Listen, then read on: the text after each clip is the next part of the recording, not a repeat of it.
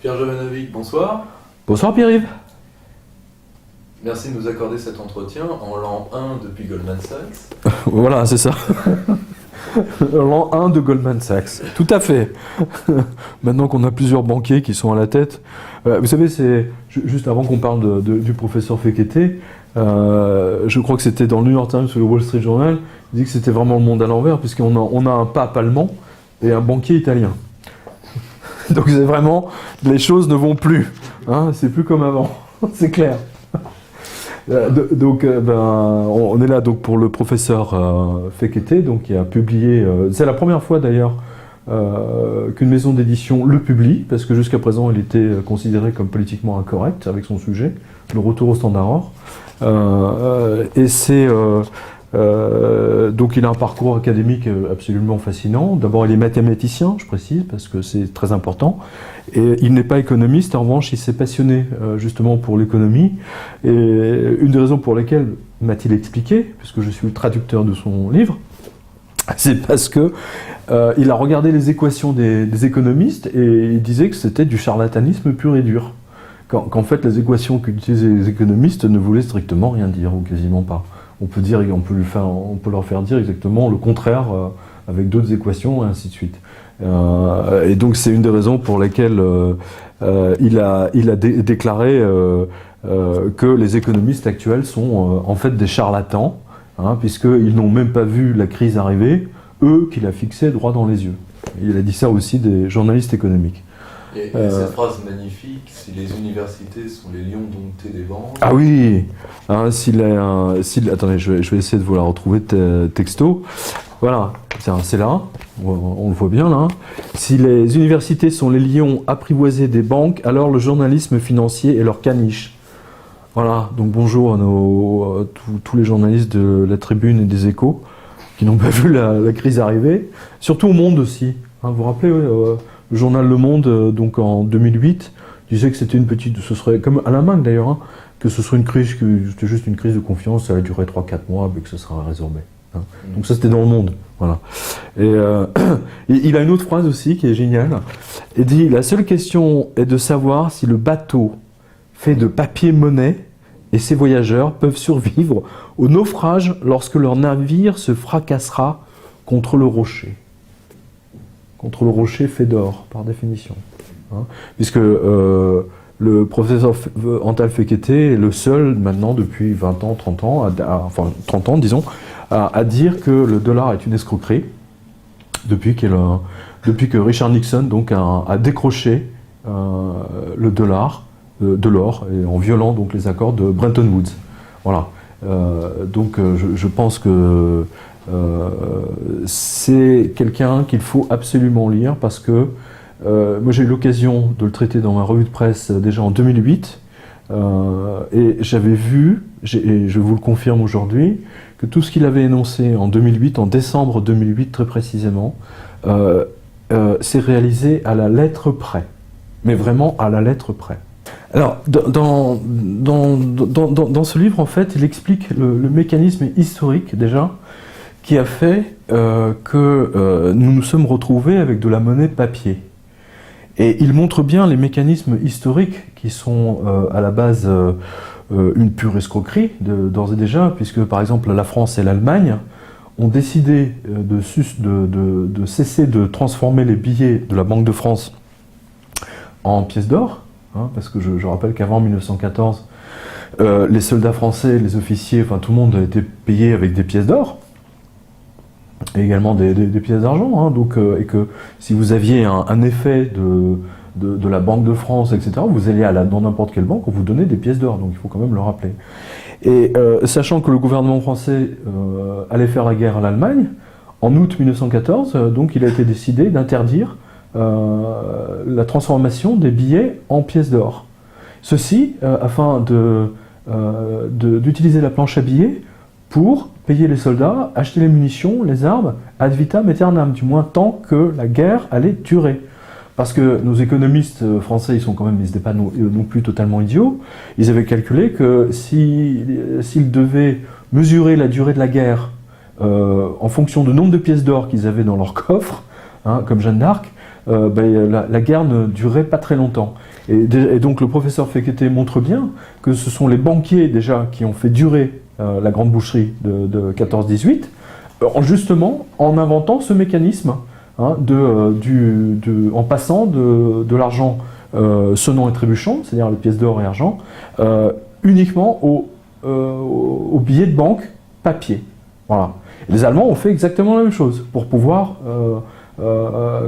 continuer à faire la guerre aux Français. Et ceci explique pourquoi la grande boucherie a duré 4 ans. Ça, il le montre bien. Donc c'est un mécanisme. Je ne le savais pas. Moi, en tant que traducteur, j'ai appris tellement de choses dans ce livre.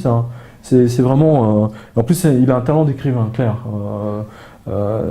Et donc, ce qu'il nous annonce, en revanche, là, j'invite à vraiment lire son livre de A à Z, parce qu'on fait quand même un sérieux raccourci, mais il dit très précisément que toute cette dette qui a été accumulée par les banques, donc c'est une dette papier, et que toute cette dette va s'effondrer exactement comme la tour de Babel, et que de toute manière, aucun système économique n'est viable s'il n'est pas collé, adossé au standard or.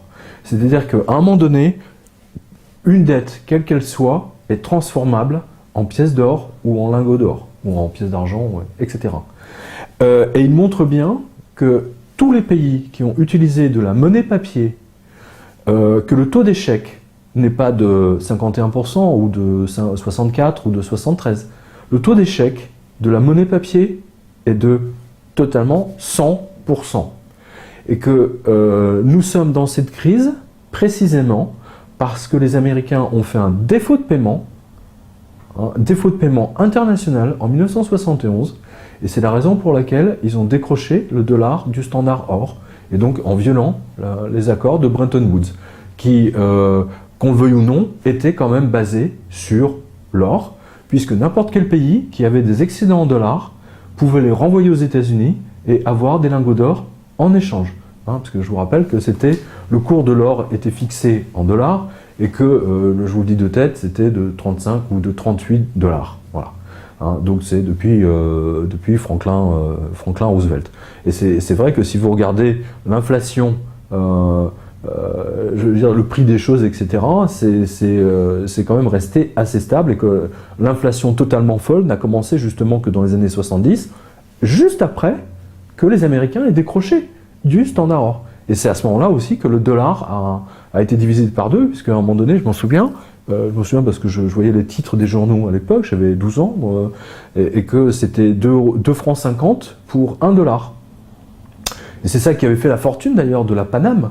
C'est ça qui avait déclenché la grande épopée du transport aérien moderne. C'est que d'un seul coup, toute l'Europe, enfin je veux dire l'Europe, les Français, les Allemands, ont pris les avions de la Paname, d'Air France, à destination de New York pour aller faire leurs courses, faire du shopping et revenir avec plein de marchandises, parce que le dollar était passé de 5 francs à 2 francs 50. Voilà. Et depuis, seul De Gaulle De Gaulle a été le dernier. Je crois qu'il y a également les Espagnols. Enfin bon, c'est le dernier qui avait envoyé leurs bateaux échanger tous leurs excédents de dollars contre des lingots d'or. Étant donné qu'ils avaient la guerre du Vietnam, les Américains ont bien entendu imprimé 100 millions de fois de plus de billets de banque que de lingots d'or qu'ils ont à Fort Knox. Donc ceci explique cela. Et Nixon, sur les conseils de Friedman, là il le montre très bien, a été obligé littéralement de décrocher du standard or, donc en 71, parce que les Anglais avaient des dollars, des excédents de dollars encore plus énormes que les Français, et qu'ils s'apprêtaient eux aussi à le renvoyer et demander donc la transformation de leur dollar en lingots d'or. Voilà. Donc, et tout part de là. Donc le grand mécanisme de la dette, de la dette part de là, puisque après nous allons voir que il y a des nouvelles réglementations, par exemple, qui ont commencé en France, par exemple Pompidou, banquier de la Rothschild, qui décrète que les Français ne pourront plus emprunter, enfin la France, pardon, ne peut pas emprunter auprès de la Banque de France, donc auprès des Français, pour se financer, qu'elle est obligée d'emprunter aux banques étrangères, aux banques privées, sous-entendu également étrangères, banques américaines très souvent, hein, qui elles, armées de leur planche à billets, pouvaient sortir 25 milliards juste avec un bouton, et dit voilà, on vous prête 25 milliards et vous nous payez avec 3-4% d'intérêt. C'est magnifique, c'est magnifique. Donc voilà, le professeur Fekete, depuis 30 ans, se bat là-dessus. Hein, et un peu comme Jean-Baptiste, hein, si j'ose dire, hein, il criait dans le désert, et ce n'est que maintenant qu'on l'entend. D'ailleurs, je précise une nouvelle fois, c'est ça qui est extraordinaire, c'est que nous sommes les seuls au monde à l'avoir publié, en livre. Ce qui est quand même, on voit bien que dès qu'on touche au sujet de l'or, c'est un sujet stratégique, et que les grandes maisons d'édition, surtout américaines, n'osent absolument pas y toucher. Oui, on peut dire que c'est de la fausse monnaie, oui. Bah d'ailleurs, je pense que tout le monde se souvient de ça. À partir du moment, qu'est-ce qu'on a vu en 73-74 quand les Américains étaient embourbés dans leur inflation à 2 chiffres? D'abord, on a vu aux États-Unis une série de faillites, les unes après les autres, de banques déjà, de banques régionales. Et surtout, donc, les Américains ont trouvé ce moyen absolument extraordinaire. Hein, la CIA, maintenant on a les archives publiques, hein, on voit bien qu'ils ont tout fait pour amener le monde entier à acheter le pétrole uniquement en dollars.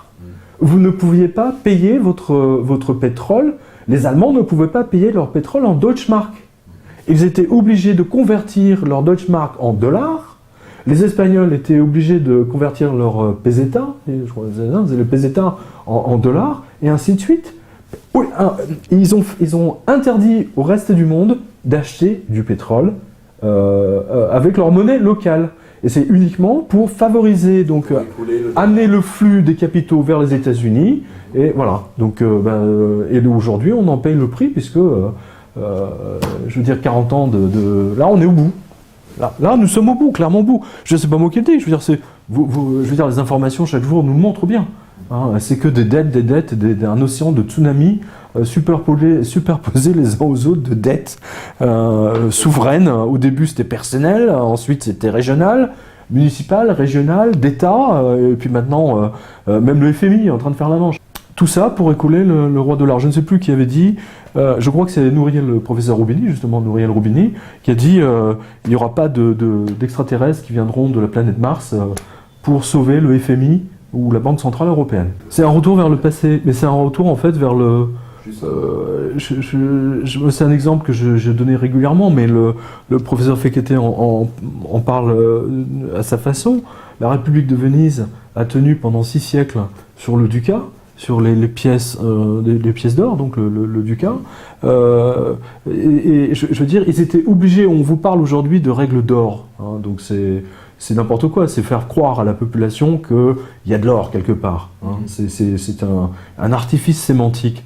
Hein, il faut quand même rappeler que leur règle d'or, on l'a encore entendu il y a 3-4 jours, hein, Nicolas Sarkozy et Angela Merkel déclarant sur le perron de l'Élysée qu'il fallait absolument une rigueur budgétaire et que la rigueur pour eux, hein, c'est un déficit de 3% par an.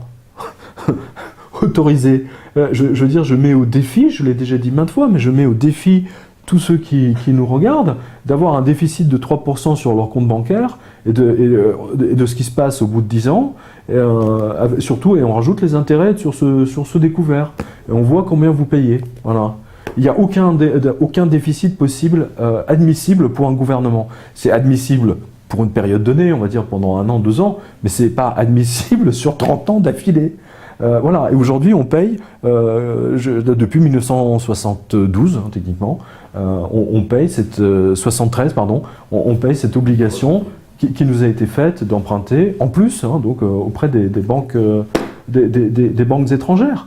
Et comme il le montre très bien, il dit une dette ne peut être éteinte, sachant que le dollar lui-même, on l'oublie trop souvent, le dollar n'existe que parce que, à la base, lorsqu'il a été créé, un billet de 100 $ était échangeable. Vous alliez dans n'importe quelle banque américaine, vous donniez votre billet de 100 $, hein, et on vous donnait, hein, voilà, donnez le billet de 5 €, voilà, bon, c'est un billet de 5 €, on va dire c'est 500 €, et le guichetier me donnait un lingot.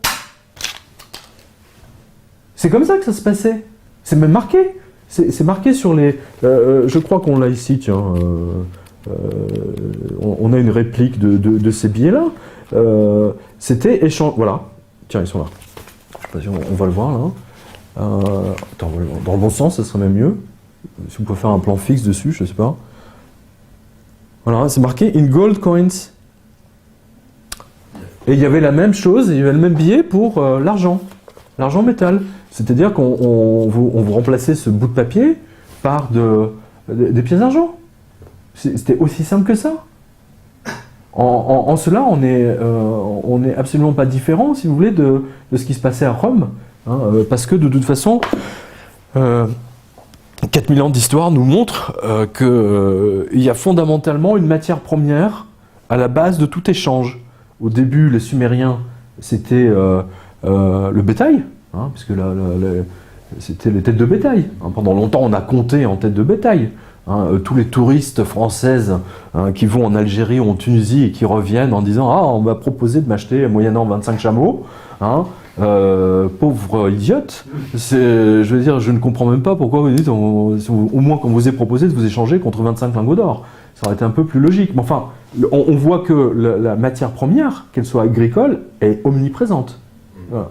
Et donc l'or a trouvé son usage très rapidement. Au départ, c'était une offrande au dieu, hein, donc c'est la condition sine qua non d'échange de bons procédés, si j'ose dire, en Égypte notamment, on le sait bien. Et puis progressivement, donc les pièces d'or se sont imposées, hein, Crésus, etc. Alexandre avait fait frapper donc les premières pièces avec son portrait dessus, et jusqu'en 1914, les pièces d'or étaient en circulation.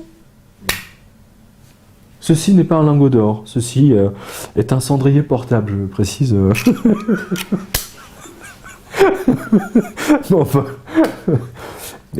Donc on ne peut pas... alors que le billet de banque, donc le dollar à la base, celui qu'on vient de voir, ça, franchement, il l'explique, mais moi, j'aurais adoré avoir un prof comme lui, quoi. C'est du pur bonheur. Il dit, c'est clairement marqué, ce billet, c'est juste une reconnaissance de dette, et que, en fait, techniquement, à n'importe quel moment, vous allez dans une banque, et qu'on est obligé de vous transformer, de vous échanger ce billet contre un lingot d'or ou des pièces d'or ou des pièces d'argent. Or, aujourd'hui, ceci a disparu. C'est ce que le professeur Fekete appelle l'extincteur de dette. Hein, il dit que l'or, c'est l'extincteur de dette. Et que l'or, donc, éteint la dette qu'on a avec ce billet. Voilà. Donc c'est quelque chose de très important. Or, aujourd'hui, il n'y a plus d'extincteur de dette. Il dit, on éteint la dette avec du papier, avec d'autres papiers qui sont même de la dette. Et c'est ainsi qu'on a construit une tour de Babel de dette, qui est une tour de Babel puissance 100 milliards. Et qui va nous exploser à la figure, et qui va se transformer en guerre civile. Et d'ailleurs, c'est assez amusant, parce qu'il y a 2 jours ou 3 jours, on a vu apparaître un papier dans Challenge. On voit l'ancien patron de Jérôme Kerviel, monsieur Muselier, je crois, qui parle d'apocalypse financière, c'est amusant, et qui dit que tout ceci va se terminer avec une nouvelle société. Sous-entendu, donc, il parle également de révolution, et que vers une nouvelle société, sous-entendu, une nouvelle société qui aura un nouveau moyen d'échange. C'est même pas moi qui vous le dis, pour le coup, c'est pas moi qui vous parle d'apocalypse financière, c'est l'ancien patron de la Société Générale, le patron de Kerviel, qui a été viré à coup de pied aux fesses. Hein, on se demande même pourquoi il a attendu 4 ans pour venir faire sa déclaration d'apocalypse financière à venir. Donc on revient, c'est de facto, on revient au standard or. On va y revenir, parce qu'il n'y a aucun, et là il le montre très bien, il n'y a aucun autre moyen d'échanger donc des services, des biens, sauf effectivement à éteindre la dette avec de l'or ou de l'argent. À moins que vous vouliez des chameaux. Enfin bon, c'est pas très pratique. Je veux dire, je me vois mal me balader avec un parc de chameaux dans la rue, hein, et aller chez le boulanger en disant « Vous voulez pas un bout de mon chameau ?» Donc c'est pour ça que l'or, les pièces d'or et les pièces d'argent se sont imposées d'elles-mêmes. Je veux dire, l'être humain est intelligent. Je veux dire, on a 4000 ans d'histoire qui nous prouvent que l'or et l'argent sont les seules façons d'échanger. Alan Greenspan, donc, qui était quand même le grand patron de l'économie mondiale, hein, on l'a même décoré de la Légion d'honneur au Palais de l'Élysée, ou à Matignon, je ne sais plus, comme le grand serviteur du monde, etc., sommité économique. Il a ruiné le monde, ce crétin. hein, on le sait maintenant. Hein, mais il a toujours dit, dans les années 80, 85-86, il a toujours dit l'or, c'est le canari dans la mine. Alors, le canari, pourquoi le canari je pense que la plupart des gens le savent, mais peut-être que les jeunes générations ne le savent pas. C'est que les mines, voilà, on descendait, les mineurs descendaient donc tout en bas, au fond à moins, je sais pas, à moins 1000 ou 2000 mètres, ils descendaient avec un canari dans une cage. Et que s'il y avait des gaz mortels qui s'échappaient, je ne sais plus comment ça s'appelle, le grisou, voilà. Donc le canari était le premier à mourir avant les humains. Il ne supportait pas. Et donc dès que le canari mourait, eh bien, ils prenaient leurs jambes à leur cou, si j'ose dire, et remontaient à la surface. Enfin, du moins s'ils avaient le temps. Voilà. Donc c'est pour ça qu'on dit le canari dans la mine. Alors en plus là, l'image est assez forte puisqu'on parle des mines d'or. Hein, c'est là où on sort l'or. C'est pour ça que Alan Greenspan avait tout fait à son époque, il s'en est jamais caché, de baisser, coûte que coûte, quel qu'en soit le cours de l'or. C'est ainsi que la Fed a littéralement pipé, a triché pour maintenir le cours de l'or extrêmement bas. Et on le voit encore régulièrement. Encore cette année, il y a eu des attaques massives sur le cours de l'or qui a failli atteindre les $2000 l'once, ce qui aurait provoqué immédiatement la faillite en chaîne de tout Wall Street, de toute manière. Hein, puisque vous savez que ces escrocs, quand même, c'est fabuleux. Ils ont autorisé la vente de lingots d'or en papier. Hein, en carton, en carton, hein, en carton, voilà. Donc, ils ont autorisé. Pourquoi ? Mais parce que ça permet, si vous voulez, toujours de maintenir le coût de l'or très bas, hein, puisque aujourd'hui, maintenant, on sait que grosso modo, les sociétés qui vendent de l'or papier, hein, notamment la banque Rothschild, pour ne pas la nommer, puisque la banque Rothschild vend des ETF à ses clients. Hein, les ETF, ça s'appelle des Exchange Traded Funds, donc en fait c'est du papier. Et en fait on sait qu'aujourd'hui, alors je parle pas spécialement de la banque Rothschild, mais dans l'ensemble, que ce soit James Turk ou d'autres, tout le monde s'accorde à dire, les spécialistes, que toutes ces sociétés ont vendu 80 lingots en papier pour un seul lingot qu'elles ont dans leur coffre. Alors qu'elles sont censées, du moins c'était la loi, c'est ce qui est prévu, que si vous vendez un lingot en papier, vous êtes tenu de l'avoir. Puisque à la base, c'était uniquement pour faciliter le stockage. Puisque les gens me disaient, ouais, écoutez, moi je veux bien mettre mon argent dans l'or, mais je veux quand même pas garder 35 lingots ou 50 lingots d'or chez moi. Normal. Hein. Donc il y a des sociétés qui se disent, nous on a un immense coffre, on a 25 mecs armés de fusils qui gardent tout ça, et nous, vous nous achetez des certificats d'or, comme quoi vous êtes propriétaire d'un lingot d'or, et votre lingot d'or, il est gardé chez nous. Et tant et si bien, si vous voulez, que ils ont vendu donc 80 lingots d'or pour un seul. C'est-à-dire que demain, si tous les clients viennent dire, voilà, rendez-moi mon or, c'est fini. Il y a plus, et ça aussi, il y a 2 chapitres là-dessus que le professeur Fekete il montre, et que tout ceci, de toute façon, contribue, c'est un ensemble qui converge dans la même direction, c'est-à-dire une explosion totale. Nous avons, vous et moi, fait une interview il y a un an, il y a un an quasiment jour pour jour, vous avez constaté que tout ce que je vous ai dit il y a un an, c'est déroulé. Je veux dire, aujourd'hui, on vit les conséquences, on les voit à la télévision chaque jour. Et encore, on n'ose pas vraiment vous dire l'étendue des dégâts. Et le professeur Fekete montre bien qu'à la racine de tout ça, il n'y a qu'une seule chose, c'est la banqueroute des États-Unis en 1971, incapables de faire face à leurs obligations en or vis-à-vis de la communauté internationale. Et c'est pour ça que Nixon est apparu dans le... Tiens, on a une capture écran, mais pour vos auditeurs, spectateurs qui veulent le retrouver, ils le retrouvent sur YouTube. Nixon est apparu donc le 15 août, hein, le 15 août 71, dire, voilà, nous nous asseyons sur les accords de Bretton Woods, les promesses n'engagent que ceux qui les...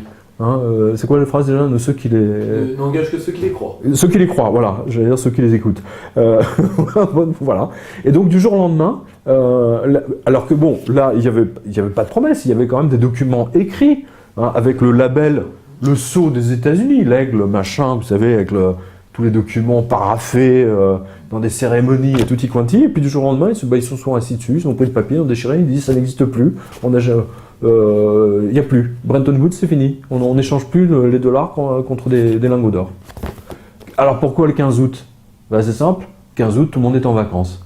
Hein, c'est une date stratégiquement choisie par un économiste, un prix Nobel, qui plus est, Monsieur Friedman. Voilà. Redoutable, non? Non, mais c'est absolument redoutable. Donc c'est pour ça qu'on a fait son livre en forme de lingot d'or. Donc c'est un objet d'ailleurs assez joli. Je trouve tout le monde nous dit ça, que c'est une vraie réussite. C'est une vraie réussite ce livre. À l'extérieur comme à l'intérieur. Absolument. Absolument. Le contenu est à la hauteur du luxe de la couverture. On peut qu'encourager nos... Ah non mais vraiment, moi j'ai eu je veux dire le traduire, je veux dire j'ai appris tellement de choses, mais c'est un pur bonheur. Je regrette de ne pas l'avoir eu comme prof. Ce type est absolument extraordinaire.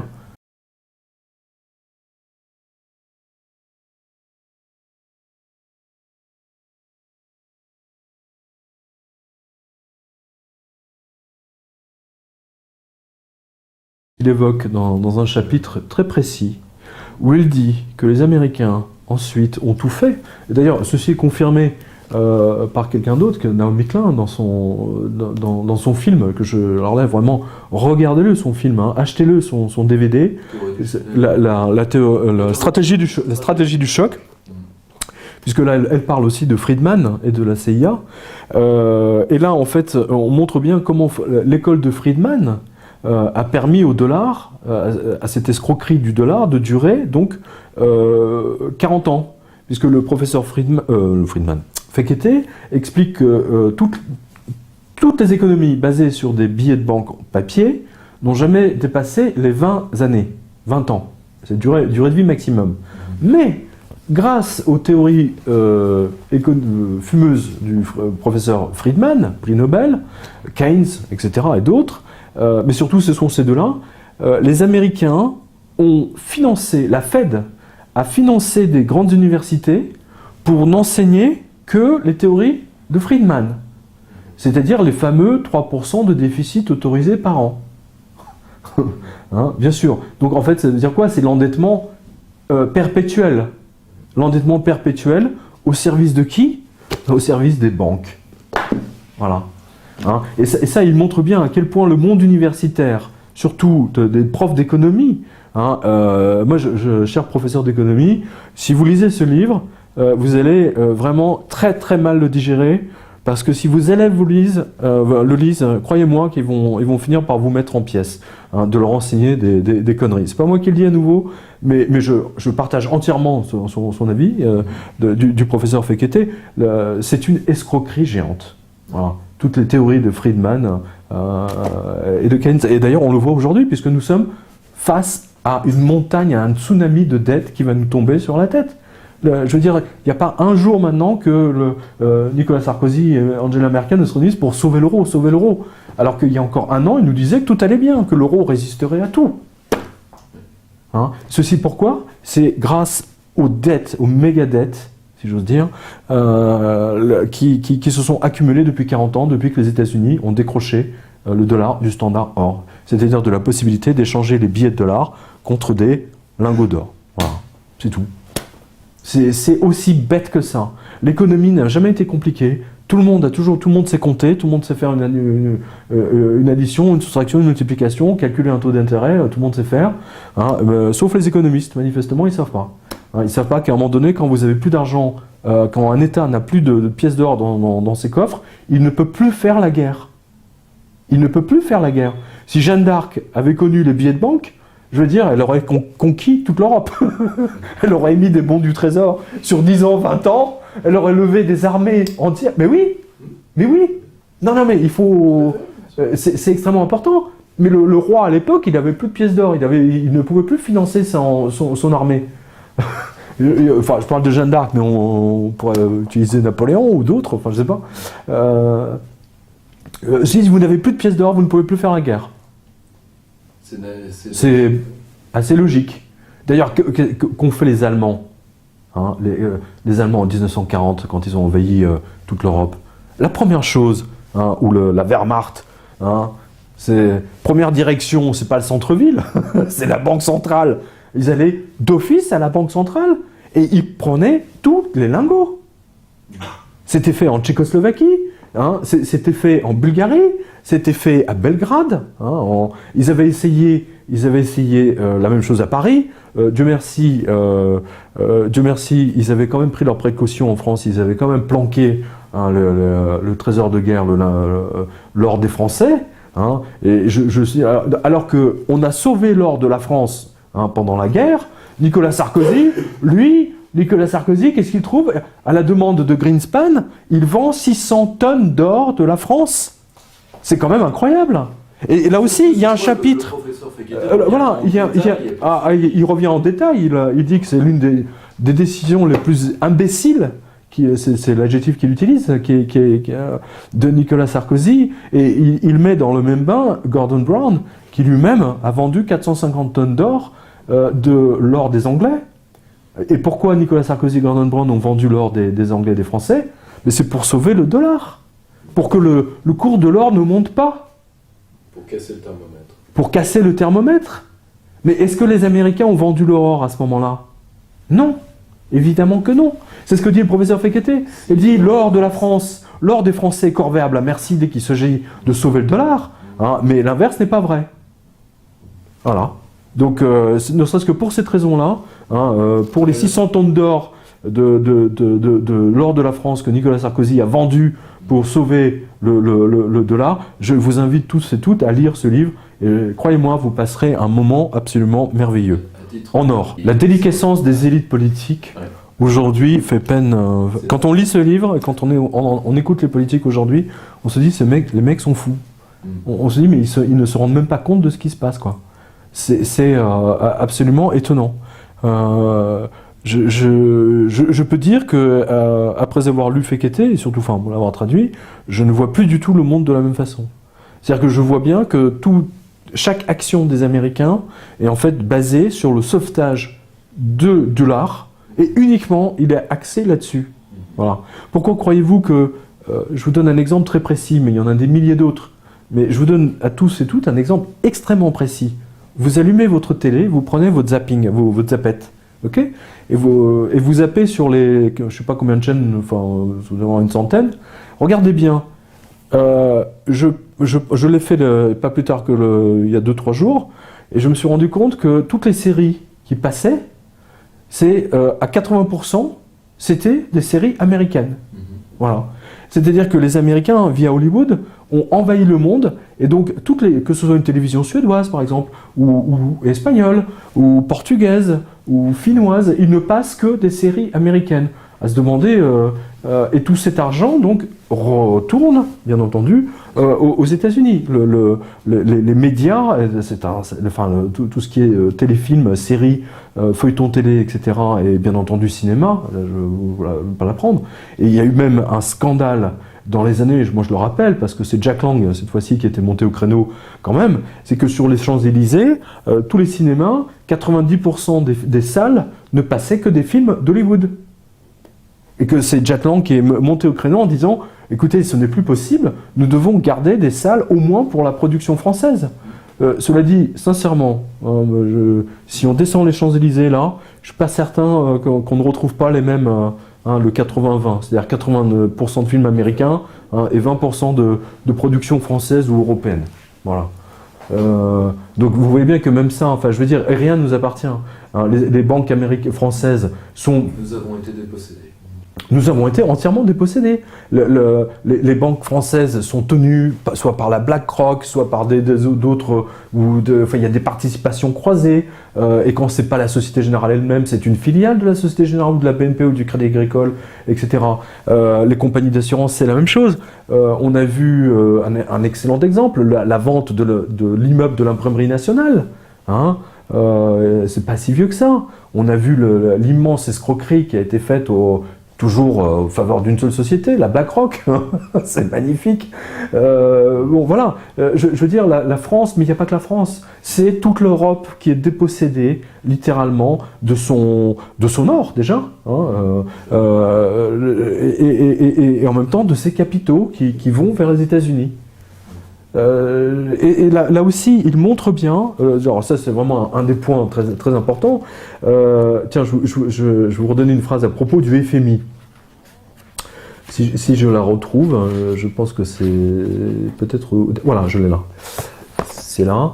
Alors, il dit, le FMI ne sera jamais capable de faire oublier ce qui a été un viol monétaire entre guillemets, de l'Europe centrale et de ses nations captives. Le FMI a été le chien qui a rabattu ses peuples sous le drapeau américain, passant d'un camp de travail à un autre. Alors pourquoi il dit ça? Il dit que le FMI a été détourné de sa fonction originelle, mais il dit aussi que tant que l'URSS existait, que le bloc de l'Est existait, la Banque centrale de Hongrie, la Banque centrale de Bulgarie, Tchèque, etc., elles ont toutes gardé leur or, l'or du peuple. On va appeler ça comme ça, hein, l'or du peuple. Voilà. On va dire Eh bien, la première chose que le FMI, une fois que le bloc soviétique est tombé, la première chose qui a été demandée par les Américains, afin que ces pays adhèrent donc au FMI, donnez-nous notre or. Votre or est en garantie chez nous. C'est quand même extraordinaire. Pourquoi est-ce que la première chose que le FMI fait quand il prend le contrôle d'un pays, prend le contrôle des lingots d'or? Si l'or n'a aucune importance, pourquoi ils ne les ont pas laissés justement dans les coffres de leurs banques centrales respectives? C'est une question très intéressante. Et enfin, on peut peut-être conclure là-dessus. Je veux quand même rappeler ce qui s'est passé à Cannes il y a 3 semaines, qui confirme, mais alors là, vous êtes témoin, qui confirme tout ce que le professeur Fekete a écrit dans ce livre. C'est-à-dire qu'on a vu Barack Obama, Cameron, donc Premier ministre anglais, et Nicolas Sarkozy. Demandez quoi à l'Allemagne? Ils ont mis le pistolet sur la tempe à Angela Merkel et ils lui ont demandé de mettre tout l'or des Allemands, donc l'or de la Banque centrale allemande, en garantie de l'EFSF. L'EFSF étant le bazar, vous savez, c'est un espèce de fonds, une usine à gaz qui est censée sauver l'euro. C'est un fonds de sauvetage. Hein, voilà, on va dire ça comme ça. Et donc, ils ont demandé tous les trois de concert, donc c'est intéressant. Donc, on voit bien que seul l'anglais et l'américain, donc à mon avis, c'est une idée qui vient des Américains, évidemment. L'anglais était là que pour pousser, et notre président, à la demande de Barack Obama, forcément, il a fait le beau, hein, donc ils sont mis à 3 pour demander à Angela Merkel de donner son or, de rendre son or, et de le donner en garantie de l'EFSF. Évidemment que Angela Merkel et les gens de la Bundesbank l'ont dit d'aller se faire voir. Hein. Ça, c'est quand même l'une des informations les plus importantes de ce qui s'est passé à Cannes. Vous ne l'avez vu nulle part. Sauf, bien entendu, sur mon blog. Bon, ceux qui suivent le savent, mais c'est quand même vital. Ça vous montre à quel point l'or est au centre, mais surtout, on ne veut pas que vous le sachiez. Au contraire, il vous est par exemple aujourd'hui très difficile d'acheter de l'or. Si vous allez acheter une pièce d'or rue Vivienne, même pour 1 euro, vous êtes obligé de payer en chèque. Alors qu'il n'y a encore pas si longtemps que ça, c'était 3 000 euros. En revanche, vous voyez toutes les publicités à la télévision. Pour vendre votre or, tout ce que vous avez à faire, c'est... Vous n'avez même pas besoin... Vous voyez ce que je veux dire? Vous prenez une enveloppe, voilà, vous l'envoyez par la poste. C'est-à-dire qu'on est en train de vider, littéralement, d'appauvrir les Français par cette méthode. Et ce que je trouve absolument scandaleux, hein, c'est que ce sont toujours des députés UMP. Alors, moi, je ne veux pas faire de politique, ce n'est pas mon propos. Mais ce sont toujours des UMP qui sont venus dire oui, il faut faire voter une loi pour empêcher ceci. Je suis étonné que la même députée UMP qui ait demandé à ce qu'aucun achat d'or ou d'argent ne soit, que maintenant c'est vraiment tout est fait par chèque, qu'elle n'ait pas demandé une loi interdisant justement aux racheteurs d'or, hein, et que tout ceci soit réglementé. Hein, qu'il soit absolument impossible, hein, à tous ces voleurs, hein, de racheter des Napoléons à 25 € alors que le cours était à 200 ou plus de 200 €. Il y a quand même quelque chose de pas normal. Mais ça ne les gêne pas, hein, nos politiques. Ça ne les dérange pas. C'est absolument incroyable. Que l'or de la France quitte la France sous forme de bijoux, ça ne les dérange pas. Hein. Mais en revanche, pour que les Français puissent acheter de l'or, ça les dérange. Donc on voit bien qu'il y a une faction politique qui est entièrement acquise aux intérêts des Américains. Et ça, je ne l'ai compris à titre personnel qu'avec le livre du professeur Fekete. C'est pour ça que je ne le remercierai jamais assez. Et c'est pour ça que voilà. Je pense que l'avenir va lui donner raison. Et malheureusement que ça sera tout ça. Enfin bon. Voilà, donc enfin, en tout cas, c'est ce que j'ai vraiment compris, parce qu'en fait, derrière tout ce bruit médiatique de sauver l'euro, de sauver ceci, en fait, derrière tout ce rideau, tous ces rideaux, et il y en a des rideaux, hein, une fois que vous savez, c'est un peu comme dans les parcs d'attraction, vous savez, c'est labyrinthe, mais une fois que vous êtes allé au bout, en fait, vous arrivez à Fort Knox, en réserve d'or. Et je rappelle à tous ceux qui nous regardent que M. Ben Bernanke a interdit toute forme d'audit de Fort Knox depuis maintenant, je crois, 50 ans. Il n'y a aucun audit qui a été fait de l'or des Américains. Et lorsque Ben Bernanke a été convoqué par le juge, puisque Bloomberg, l'agence de presse Bloomberg, lui a fait un procès en disant « Nous, on veut savoir ce qu'il y a comme or à Fort Knox ». Et Ben Bernanke a dit, texto, je ne veux pas autoriser, nous ne voulons pas, nous la Fed, nous ne voulons pas autoriser le fait que Ron Paul, par exemple, puisse venir visiter les caves de Fort Knox, pourtant parlementaire. qui est pourtant un parlementaire, pour des raisons de sécurité nationale. Hein. Alors, soit Fort Knox est vide, hein, soit l'or qui y est, il n'est pas à 24 carats. Et là, je vous invite à vous donner là vous aurez la réponse dans ce livre. Hein, comme à beaucoup d'autres questions. Hein, mais en tout cas, on comprend pourquoi Ben Bernanke agite la sûreté nationale, secret d'État, hein, pour empêcher les parlementaires d'aller compter les lingots d'or dans les caves de Fort Knox. Tu sais, on est vraiment dans un James Bond. Hein. Il y avait un James Bond d'ailleurs, où il y avait un type, le méchant qui allait voler tous les lingots d'or. Je crois que c'est Goldfinger. Oui. Ah, c'est Goldfinger. Ouais, c'est Goldfinger. Oui, c'est Goldfinger. En tout cas, l'avenir se souviendra du professeur Fekete et beaucoup de Français pour avoir sauvé leurs économies. Absolument. Le remercieront et vous remercieront, Pierre. Encore merci pour ça. Oui, enfin moi je pense que le professeur Fekete était vraiment... C'est un message personnel, mais je pense que nos auditeurs, D'accord. seront d'accord avec moi. Encore merci pour cet entretien, Pierre. Merci à vous, Pierre.